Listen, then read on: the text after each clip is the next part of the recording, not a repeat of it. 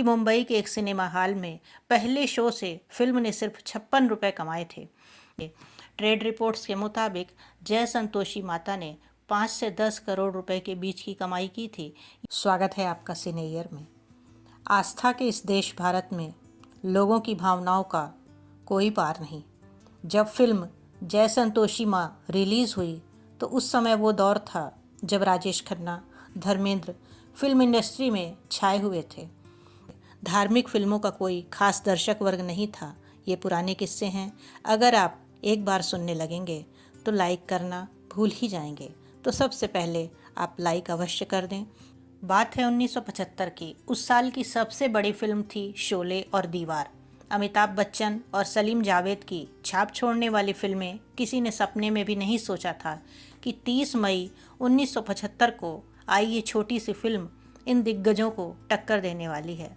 Film के शुरुआती रुझानों को देखकर ऐसा कहना भी मुमकिन नहीं था। कहा जाता है कि मुंबई के एक सिनेमा हॉल में पहले शो से फिल्म ने सिर्फ 56 रुपये कमाए थे, दूसरे शो से 64 और तीसरे से 100 रुपये। ट्रेंड एक्सपर्ट्स जय संतोषी माँ नाम की इस फिल्म को बंडल बोल चुके थे, आई और गई मान चुके थे। उनके हिसाब से माइथोलॉजी फिल्मों का ट्रेंड एक दशक पहले ही खत्म हो चुका था। ऐसे में कौन उस देवी पर बनी फिल्म देखने आएगा जिसके बारे में ज़्यादातर लोगों ने सुना तक नहीं था। फिल्म जिन चुनिंदा सिनेमा घरों में लगी थी वहाँ लड़खड़ा ही रही थी। 10 दिन बीते, अचानक ही दिशा बदल गई। ऐसा कैसे मुमकिन हुआ? इसका जवाब किसी भी सिनेमा के जानकार के पास नहीं था। लोगों ने इसे देवी इच्छा का नाम दिया। जय संतोषी माँ के शोज में जनता बड़ी संख्या में पहुँचने लगी। थिएटर वालों ने फिल्म के शोज बढ़ा दिए। ये भी पढ़ने को सुनने को मिलता है कि गांव देहात से लोग अपने परिवारों के साथ सिर्फ ये फिल्म देखने के लिए शहर आते थे। फिल्म में संतोषी माता का किरदार निभाने वाली अनीता गुहा ने एक इंटरव्यू में इससे जुड़ा अनुभव साझा किया था। उनके मुताबिक मुंबई के बांद्रा में माइथोलॉजी फिल्म का मार्केट नहीं था, वहाँ ये फिल्में नहीं चलती थी। लेकिन जय संतोषी माँ उसी इलाके के सिनेमा घर में 50 हफ्तों तक चली।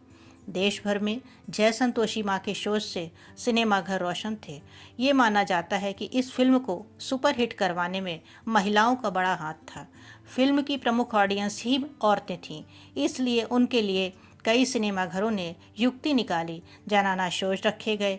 ये शोज शनिवार को होते क्योंकि उस दिन बच्चों का स्कूल सिर्फ आधे दिन का होता था, तो बच्चों के स्कूल से आने के बाद घर की औरतें फिल्म देखने आ जाती। जनाना शोज सिर्फ औरतों और बच्चों के लिए ही होते थे। जैसे ही सिनेमा घर के किवाड़ बंद होते वो किसी मंदिर में तब्दील हो जाता। कहा जाता है कि मैं तो आरती उतारूं रे संतोषी माता के भजन आने पर औरतें आरती की थाल तैयार रखतीं। उषा मंगेशकर ने इस गाने को गाया था और सी अर्जुन ने संगीत दिया था। आगे चलकर इसी गाने को मंदिरों में संतोषी माता की आरती के रूप में भी इस्तेमाल किया जाने लगा। पर्दे की तरफ फूल उछालती, सिक्के फेंकती, गरबा करती, लोग सिनेमा घरों के बाहर ही अपने जूते चप्पल उतारते। फिल्म के ख़त्म होने के बाद जब सफाई कर्मचारी अंदर आते तो देखते कि उनके पाँव के नीचे की ज़मीन खन खन बज रही है। जय संतोषी माँ की लागत को लेकर अलग अलग आंकड़े मिलते। कोई कहता है कि इसका बजट 3 से 3.5 लाख रुपए के बीच था। कोई बताता है कि फिल्म 11 लाख रुपए में बनी तो कोई 15 लाख मानता है। फिल्म के बजट को लेकर तय आंकड़ा नहीं मिलता, लेकिन यही बताया जाता है इसे कुछ लाख रुपयों के सीमित बजट में ही बनाया गया।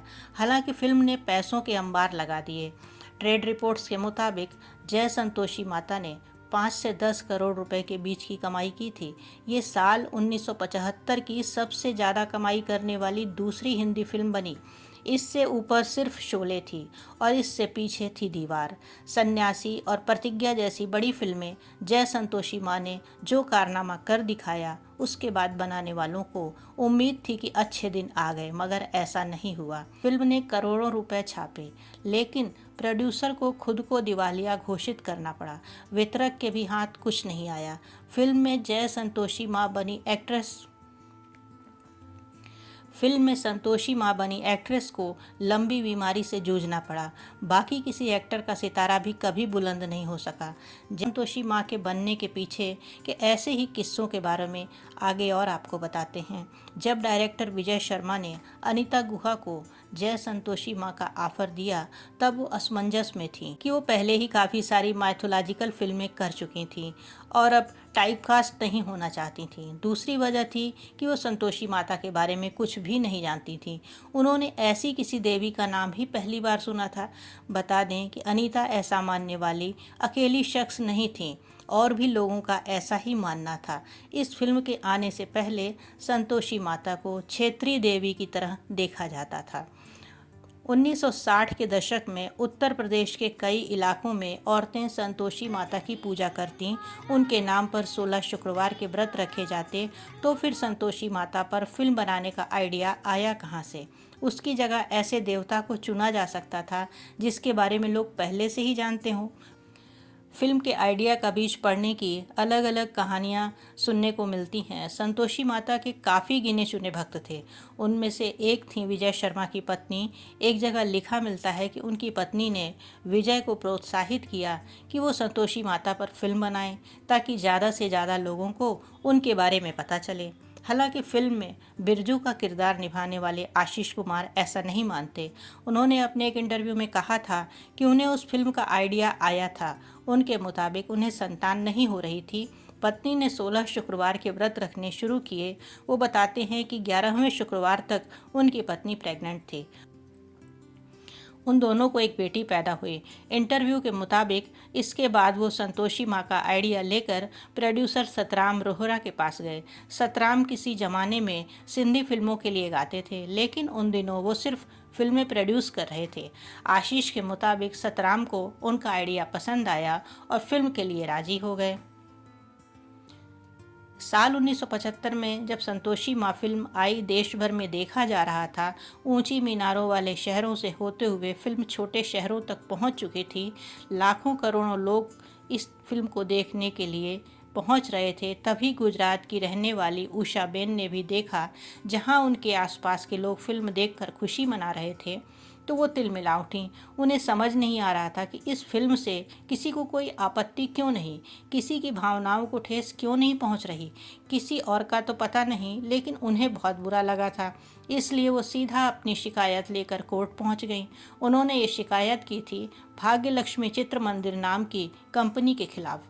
इसी प्रोडक्शन कंपनी ने फिल्म बनाई थी। खैर, उषाबेन का कहना था कि फिल्म में भगवानों को गलत तरीके से दिखाया गया है। फिल्म कहानी बताती है सत्यवती नाम की लड़की, वो संतोषी माता की बड़ी भक्त होती है। उसकी शादी के बाद ससुराल वाले परेशान करने लगते हैं। दिखाया जाता है कि ऐसे में वो संतोषी माता का ही स्मरण करती है। ये देखकर लक्ष्मी, पार्वती और सरस्वती जैसी देवियाँ बुरा मान जाती हैं कि सत्यवती उन्हें याद करने की जगह संतोषी माता को क्यों पुकारती है। फिल्म में आगे वो तीनों देवियां सत्यवती के लिए मुश्किल खड़ी करना शुरू कर देती हैं ताकि उसकी आस्था की परीक्षा ले सकें। बस इसी बात पर उषाबेन को आपत्ति थी कि फिल्म वाले कुछ भी दिखाने की कोशिश कर रहे हैं, अपनी फिल्म बेचने के लिए भगवानों को बुरा दिखा रहे हैं। 12 फरवरी 1976 को गुजरात हाई कोर्ट के जस्टिस ए देसाई की बेंच ने इस मामले पर सुनवाई की। उनका कहना था कि अगर आपकी भावनाएं आहत हो रही हैं तो आप फिल्म मत देखिए। उषाबेन का कहना था कि संतोषी माता का पुराणों में जिक्र नहीं मिलता। उनके नाम पर रखे जाने वाले व्रत दंत कथाओं से आए हैं। इस पर कोर्ट का रुख साफ था कि वो फिल्म बनाने वालों की अभिव्यक्ति की आज़ादी नहीं छीन सकते। केस खारिज हो गया। 1950 के दशक में एक टैलेंट हंट कंपटीशन जीतने के बाद अनीता गुहा का प्लान था जल्द से जल्द फिल्मों से जोड़ने का, लेकिन निजी कारणों की वजह से ऐसा नहीं हो सका। बहरहाल कुछ सालों बाद वो कलकत्ता से बम्बई आ ही गईं, लेकिन इस शहर में कोई रास्ता सुझाने वाला नहीं था। फिल्में मिलने लगी थी, लेकिन कोई ये बताने वाला नहीं था कि ये करो और वो वाली छोड़ दो। यहूदी की बेटी से लेकर मुड़ मुड़ के ना देख तक वो सब तरह की फिल्में करती चली गईं। इनमें से ज़्यादातर वो थीं जिन्हें सस्ते बजट से तैयार किया जाता। बहुतायत में ऐसी फिल्में करने के बाद उनके करियर में माइथोलॉजी का दौर आया। संपूर्ण रामायण, कण कण में भगवान, देवकन्या और महारानी पद्मिनी जैसी फिल्में जुड़ती चली गईं। जब तक उन्हें समझ आता, वो ऐसी फिल्मों में वो टाइपकास्ट हो चुकी हैं। अब देर बहुत हो चुकी थी। उनके हिस्से आराधना और अनुराग जैसी बड़ी फिल्में आईं तो वह रोल यादगार नहीं थे। ऐसी फिल्मों से गुजरती हुई वो पहुंची जय संतोषी माँ तक। फिल्म के डायरेक्टर विजय शर्मा ने अनीता को लेकर इससे पहले महापावन तीर्थ यात्रा भी बनाई थी। अनीता ने बताया था कि जय संतोषी माँ को हर दूसरी फिल्म की तरह ही देख रही थी। फिल्म में उन्हें ही भगवान वाला रोल करना था। पूरी फिल्म में उनकी ज़रूरत नहीं थी। उनके हिस्से के सीन सिर्फ 10 से 12 दिनों में ही शूट किए जाने थे। वो पहले दिन सेट पर पहुंची। सीमित संसाधनों की वजह से सब कुछ जल्दी शूट करके निपटाना था। इसी हड़बड़ाहट में अनीता का नाश्ता छूट गया। दोपहर के खाने का वक्त हुआ, तब भी काम ज़्यादा था, उन्होंने खाना नहीं खाया। शाम होते होते ये बात पता चली विजय शर्मा को। उन्होंने पूरी टीम के लिए शाम के खाने की व्यवस्था करवाई, लेकिन अब अनीता ने खुद की मर्जी से खाना नहीं खाया और ऐसा किसी नाराज़गी में आकर नहीं किया। उन्होंने अपने उस दिन को व्रत की तरह माना। बताते हैं कि अनीता ने जितने दिन जय संतोषी माँ की शूटिंग की, उस हर दिन व्रत रखा। फिल्म पर उनकी और दूसरों की मेहनत रंग लाई। लोगों ने उनका बाहर निकलना मुश्किल कर दिया।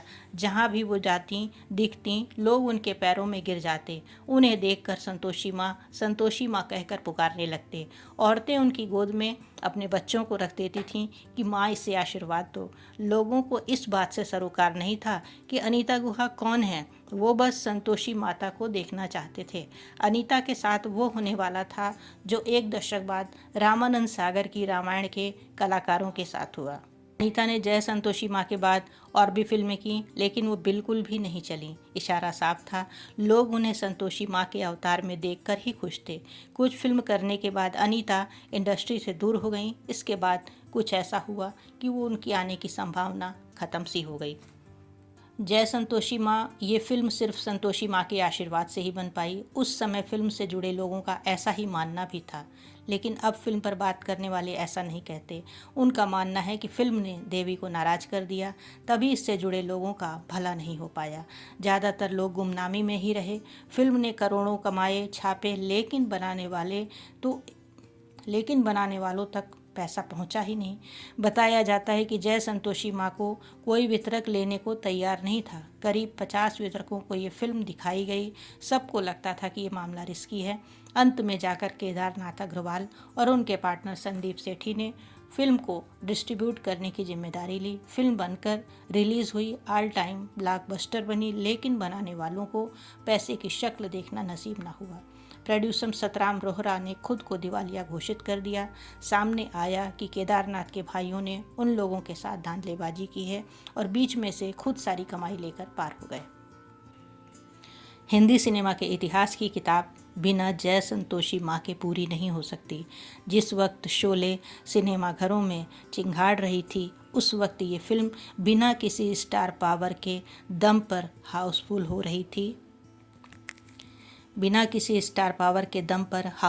रही थी। सिर्फ संतोषी माता के नाम पर। दर्शक वर्ग में महिलाओं की इतनी ज़्यादा भीड़ थी कि संभाले नहीं संभल रही थी। लोग अपने बर्तन तक गिरवी रख के इस फिल्म को देखने के लिए जा रहे थे। इसके अलावा आपको ये जानकर बेहद हैरानी होगी कि ये एक धार्मिक फिल्म थी जिसको देखने के लिए लोग अपने जूते चप्पल सिनेमा घरों के बाहर ही उतार दिया करते थे। फिल्म को देखने के बाद लोगों की आंखों में आंसू हुआ करते थे और लोग सिनेमा घरों में हाथ जोड़े बैठे रहा करते थे।